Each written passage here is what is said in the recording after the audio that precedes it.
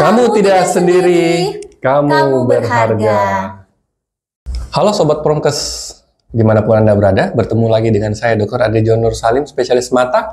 Hari ini kita akan mendengarkan edukasi kesehatan dalam rangka Hari Pencegahan Bunuh Diri Sedunia.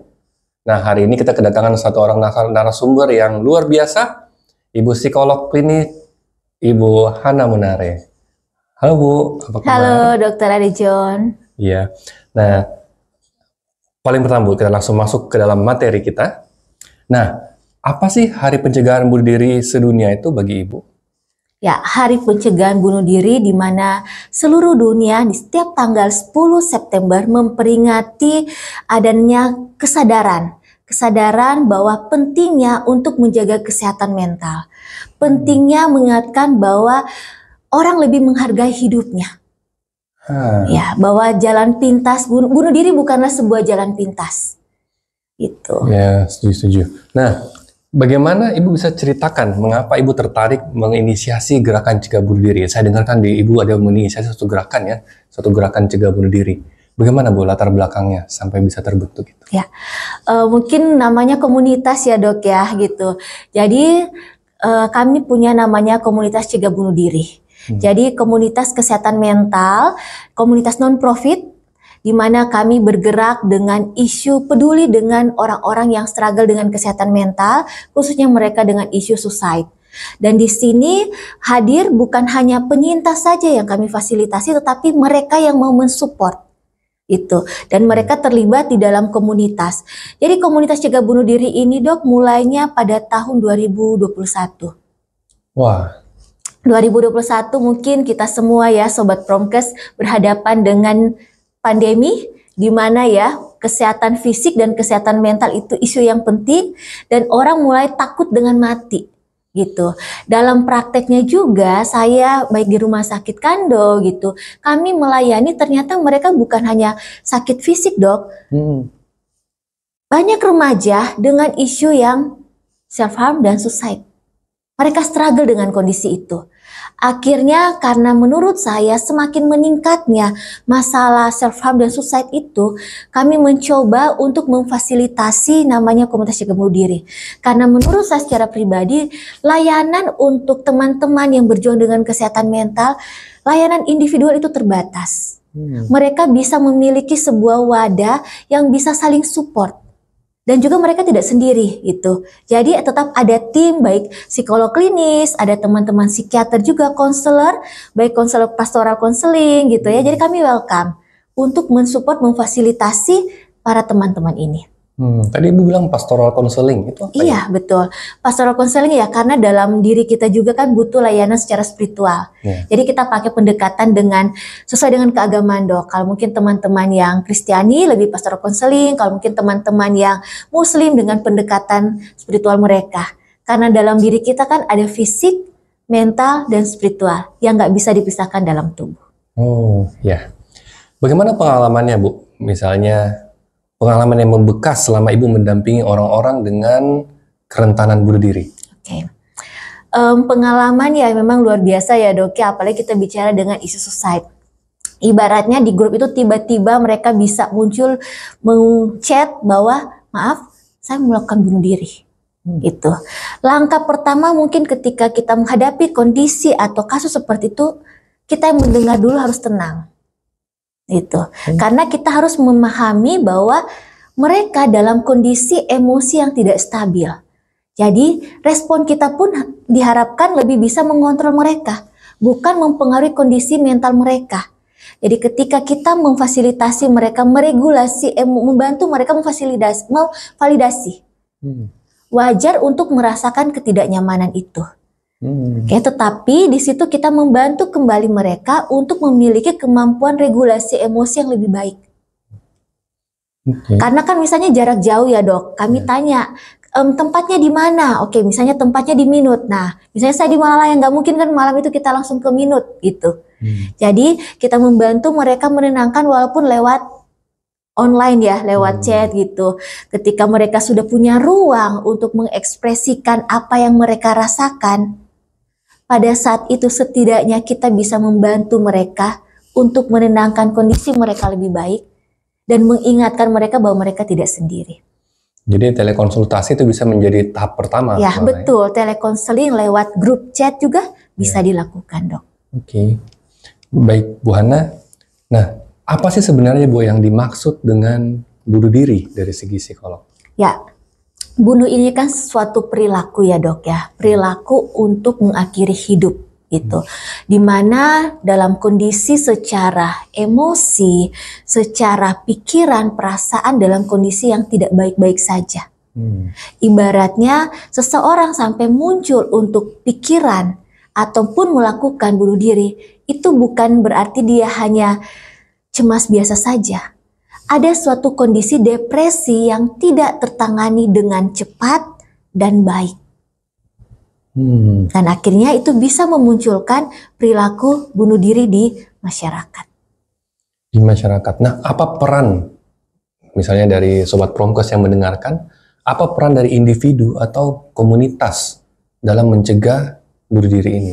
Ya, mungkin buat para individu ya, buat para Promkes ataupun teman-teman masyarakat yang lagi berjuang dengan kesehatan mental. Belajar untuk aware dengan diri. Kadang diri sudah memberikan sebuah alarm, bahwa kamu tidak baik-baik saja. Nah, it's okay to be not be okay gitu. Tapi kamu perlu cari bantuan. Sama seperti kita mengalami sakit fisik. Misalnya sakit mata, nggak mungkin kan 3 hari nggak bisa lihat terus cuma di dalam rumah, Dok. Harus ke dokter Ade John gitu ya. Nah, begitu pula sih dengan kondisi mental. Jadi ketika kita merasakan misalnya dari pikiran kita, kenapa pikiran saya lebih kacau sekarang? Kacau dalam arti lebih banyak pikiran negatifnya. Ya namanya manusia nggak mungkin positif terus gitu ya. Ada waktu kita negatif. Tapi dengan teman-teman yang berjuang dengan kesehatan mental, mereka mengalami kesulitan untuk kontrol pikiran dari negatifnya menjadi positif. Baru kemudian dari emosi. Emosi yang mulai tidak terkontrol. Perilaku yang sudah tidak normalnya gitu. Nah kalau yang bekerja mulai menghindari bekerja. Mulai menghindari interaksi dengan lingkungan sekitar. Nah, kalau mungkin yang para remaja, para parents di luar sana, jangan senang kalau anaknya hanya di dalam kamar terus. Gitu ya. Terus kemudian mereka mulai mengucapkan kata-kata gitu ya. Saya tidak berharga. Saya tidak ada yang peduli gitu ya. Maaf, saya mau mati saja. Nah, berarti sebuah alarm dong buat masyarakat. Atau jangan dulu masyarakat, keluarganya, orang sekitarnya bahwa dia butuh bantuan. Mungkin dia nggak mau untuk kelayanan kesehatan mental. Jangan kita biarkan dong. Ya sebagai keluarga, sebagai teman gitu atau orang-orang terdekatnya, bantu dia, edukasi dia. Kalaupun harus dengan cara yang memang harus dalam tanda kutip tegas gitu ya ke dia, kita harus membantu dia. Jangan sampai sudah terlambat baru kita menyesal. Gitu. Tapi kan kata-kata saya mau mati, itu kan gampang diucapkan. Artinya kadang-kadang kalau menghadapi masalah, orang-orang cuma bilang, wah mati nih gue. Cuman sesimpel itu. Ada juga bilang kayaknya ini masalah susah banget, gue mati aja deh. Dari mana kita tahu nih? Itu suatu kata-kata yang perlu kita pikirkan atau tidak boleh kita sepelekan, atau mungkin dia cuma ngomong gitu doang. Nah kira-kira apa bedanya? Ya ada orang yang kadang jadinya ini ya dok, kayak tiba-tiba spontan gitu ya, gitu. Mungkin jadi sebuah lucuan ya menurut dirinya ya, mungkin saya lupa tuh kata yang tepat gitu ya. Kadang mereka spontanitas muncul itu gitu. Namun ketika kita membedakan dengan mereka yang mulai kehilangan harapan dan sebenarnya ada sebuah kode buat diri mereka dan teman sekitarnya berulang-ulang dok. Jadi ucapan yang berulang-ulang diucapkan bahwa maaf, saya mau mati, saya mau akhiri hidup, saya tidak berharga, saya tidak ada yang peduli. Atau mereka mulai bertanya, barang-barang tajam itu di mana? Oke, bagaimana ya kalau kayak saya ke situ? Nah, ini berarti kita yang mendengar, jangan sampai kita hanya mengatakan seperti ini, yang baku sedu gitu ya, kalau bahasa Manado, jangan baku sedu, jangan bercanda. Kita hadir untuk memvalidasi apa yang dia rasakan. Dan kita membantu dia untuk ketika kamu tidak baik-baik saja, boleh dong ada kontak person saya, ada chat saya. Karena namanya setiap orang kan butuh ruang untuk berbagi apa yang dia rasakan. Teman-teman mereka yang berjuang dengan kesehatan mental, mereka kan dalam kondisi yang depresi, kan berarti mereka merasa bahwa mereka sendiri. Jadi tidak mampu atau tidak punya ruang untuk berbagi apa yang mereka rasakan. Tidak ada orang yang mereka percaya. Gitu. Itu kan yang bisa kita lihat dari luar dan mungkin gejala yang kita bisa lihat. Betul. Bagaimana kalau dari penderita sendiri? Oke. Bagaimana diri kita sendiri, setiap orang kan punya masalah. Tapi dari mana kita tahu bahwa kita sudah berada di ambang menuju ke keinginan bunuh diri? Dan kapan kita harus cari pertolongan? Ya, yang mungkin saya sampaikan bahwa kalau bicara tentang diri. Nah, awalnya kan kita harus lihat lagi, depresi itu sesuatu yang tidak terlihat tetapi kita rasakan. Atau kita bicara kesehatan mental secara keseluruhan. Sesuatu yang tidak terlihat tapi kita yang rasakan. Apalagi sudah bicara depresi, bisa ke kerja, bisa ke kantor dengan pakaian yang bagus, tapi kita tidak tahu apa yang menjadi emosinya dia. Mungkin ketika pulang kerja dia capek, dia nangis di tempat kos, dia lebih menyalahkan dirinya. Nah, ini dengan pertanyaan dokter tadi, ya, dengan individu yang mulai dengan banyaknya pikiran negatif. Orang di luar sana mengatakan seperti ini, dok, saya banyaknya overthinking, Bu Hana. Saya tanya kembali, overthinking atau negative thinking? Karena dalam hidup memang kita perlu overthinking dong, dok. Dalam diagnosa itu tidak ada gejala overthinking, gitu ya. Tetapi dengan pikiran negatif yang sudah berlebihan. Kita memiliki pikiran negatif, tapi pikiran negatif yang mereka sudah tidak terkontrol. Oke, jadi pikiran negatif terus, kemudian mulai menyalahkan diri, menyalahkan orang lain, mulai menarik diri, gitu, ke lingkungan sekitar, ke kantornya, ataupun organisasi dan lain-lain. Dan juga mulai tidak memperhatikan dirinya. Karena salah satu cara untuk merawat kesehatan mental pastinya kan dengan perawatan diri ya, dok, ya. Ibaratnya ya, mungkin biasanya ketika ketemu dengan Adejon, wah cantik sekali ya kamu hari ini, harum dan lain-lain. Tapi pada saat beberapa bulan ke depan, kenapa ya? Nah, kita perlu dong peduli. Are you okay? Kamu baik-baik saja gitu. Bagaimana? Ada yang bisa saya bantu? Kalau ada apa-apa, jangan lupa ya ada nomor saya. Kita bisa perhatikan dari situ. Kalau kita peka dengan orang sekitar.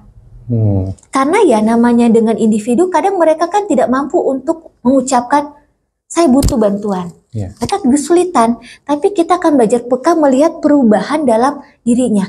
Kenapa kamu mudah marah gitu? Emosinya, mut-mutannya ya sudah berlebihan gitu, sudah mulai malas-malasan ke kantor gitu ya. Pekerjaannya sudah nggak maksimal, sudah mulai tidak produktif, dan mulai dari caption-caption gitu di media sosial gitu ya, sudah dengan kata-kata yang hopeless, kehilangan harapan ya. Kita belajar untuk peka dan peduli dengan itu. Kalau ada sobat Promkes di sana yang merasakan gejala-gejala tadi yang Bu Hana ceritakan, ya, mulai dari ya penampilan yang sudah tidak dijaga lagi, ya, kemudian ya overthinking yang berubah menjadi negative thinking ya, dengan yang tadi Bu Hana sudah ceritakan. Apakah ada upaya dari setiap individu, diri sendiri nih, dari si pasien?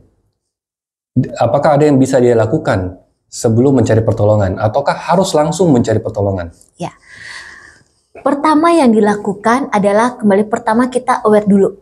Kita sadar dengan alarm yang diberikan pada tubuh kita. Kemudian kita belajar untuk cari orang yang dipercaya, yang trust untuk curhat. Karena kita makhluk sosial, gitu ya. Kesehatan mental sesuatu yang ditumpuk-tumpukan jadi bom waktu. Gitu, akhirnya meledak, bisa merugikan diri sendiri dan orang lain. Nah, diharapkan berani untuk mencari orang yang dipercaya untuk curhat, daripada curhat di medsos. Apakah mental kita sekuat yang kita pikirkan? Karena respon orang kan kita nggak bisa membatasi gitu kan, mereka kendalikan gitu. Jadi mungkin keluarga kita bukan jadi tempat curhat kita, nggak apa-apa. Mungkin rekan kerja kita ataupun orang lain gitu ya. Dan setelah itu kita melihat, bisa cukupkah dengan hanya teman curhat itu? Kalau ternyata sudah lebih kompleks, kamu punya kemampuan untuk membantu diri kamu. Memberanikan diri sama seperti kamu pergi mencari bantuan untuk kesehatan fisik, begitu pula dengan kesehatan mental. Dan layanan kesehatan mentalnya itu sangat mudah didapatkan. Kalau lewat online ada layanan gratis lewat Kemenkes, lewat hotline 119. Oh, ada. Ya. Itu layanan gratis dokter ya. Belum juga platform yang lain. Nah dok, di Rumah Sakit Kando kita juga memfasilitasi itu. Layanan kesehatan mental. Di sini di Rumah Sakit Prof. Kando Manado ada tim kesehatan jiwa, ada teman-teman psikiater dan juga psikolog klinis siap membantu dan melayani teman-teman yang berjuang dengan kesehatan mental. Tapi bisa pakai BPJS? Oke, nah ini pertanyaan yang sering ditanya dok gitu. Katanya ke psikiater, ke psikolog klinis mahal. Itu perspektif yang harus kita ubah gitu. Saat ini bisa difasilitasi dengan layanan BPJS, tetapi memang harus bertahap. Dari Vaskes yang pertama dari Puskesmas, kemudian di situ ada tim kesehatan jiwa. Ketika ternyata sudah cukup kompleks, akan dirujuk ke rumah sakit yang memiliki layanan kesehatan mental, termasuk di Rumah Sakit Prof. Kando Manado. Dan itu kami layani dokter. Sudah ada masyarakat yang mereka memberanikan diri, walaupun mungkin cukup capek ya. Aduh, harus sabar emosi gitu ya, tapi mereka percaya diri bahwa dengan mendapatkan layanan ini mereka bisa membantu diri untuk pulih.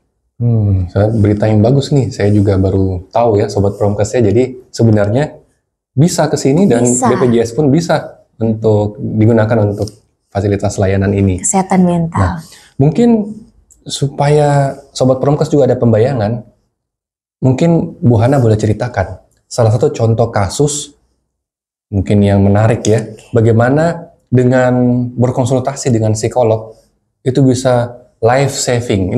Ini benar-benar ya, definitely life saving literally ya. Berarti ini ya true story. True gitu story. Ya? Oke, cerita nyata ya dok ya. Baik ya, saya mendampingi teman-teman yang berjuang dengan kesehatan mental, khususnya isu suicide. Di sini memang ada beberapa case ya dok ya, gitu.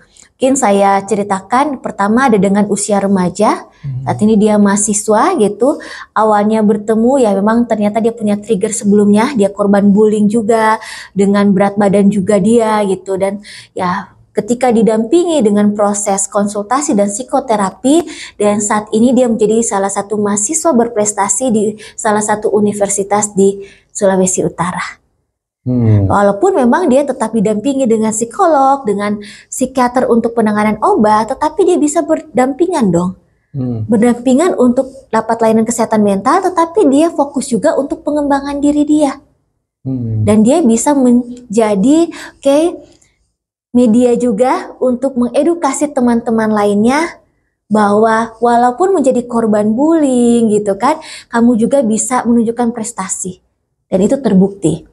Nah, kalau salah satu case dok, ada juga ketika dia sudah melakukan perilaku suicide tersebut, dan kemudian akhirnya dia diselamatkan oleh masyarakat, dan kemudian bertemu dengan psikolog klinis.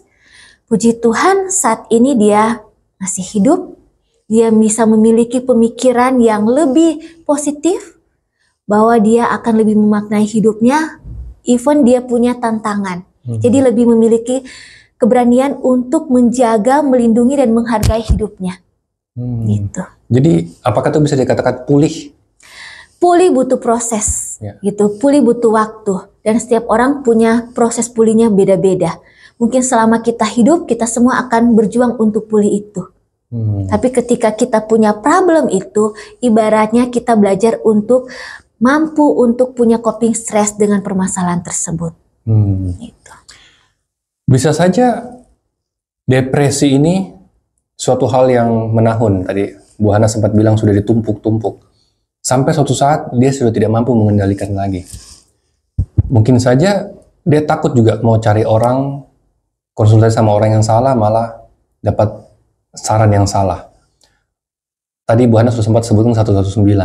Tapi apakah ada cara lebih singkat misalnya? Apakah dia bisa ke IGD atau dia bisa langsung menemui psikolog dalam keadaan yang lagi amburadul nih, tapi dia tidak perlu nunggu nih, dia harus nunggu, kamu lagi stres sekarang ya, tapi nanti ketemunya besok jam 2. Ada nggak layanan emergency untuk orang yang sudah benar-benar diambang pengen bunuh diri, diambang dia punya masalah, sudah mau meledak, ada nggak? Ya, 119 layanan online dokter, gitu. Jadi tengah malam pun itu layanan kesehatan mental yang siap melayani masyarakat untuk mendapatkan layanan kesehatan mental dengan psikolog klinis gitu, ataupun dengan teman-teman psikiater yang ada di layanan tersebut. Gitu. Jadi tidak harus dia langsung ya dok gitu ya. Oke, ketemu janjian gitu atau urus ininya cukup panjang gitu ya. Tapi pada saat kondisi itu ya ingatkan diri bahwa ada handphone gitu ya. Ada layanan-layanan atau platform gitu ya yang mereka bisa siap sedia online untuk memfasilitasi gitu, dan itu gratis. Sama seperti juga dengan komunitas kami dok, kayak ketika memang mereka tergabung dalam grup, ya tengah malam itu dokter, mereka punya ruang setidaknya untuk mengekspresikan apa yang mereka rasakan. Oke. Bagaimana dengan sosial media? Sekarang zamannya sosial media. Rasa sedikit, cuman panas aja tulisnya sosial media, panas banget nih. Mungkin yang simpel panas-panas itu mungkin tidak begitu masalah. Tapi seandainya orang punya pikiran bunuh diri nih, dan dia memikirkan medsos sebagai tempat pelampiasan. Dari segi psikologis, apakah itu membantu atau lebih baik tidak disarankan atau bagaimana sebaiknya? Ya, media sosial ini menjadi sebenarnya salah satu fasilitas ya buat kita semua mengekspresikan diri, termasuk mereka yang berjuang dengan kesehatan mental. Jadi mereka bisa menjadi tempat mereka untuk curhat di situ ya. Tapi kita nggak bisa membatasi, namun bisa menjadi salah satu trigger.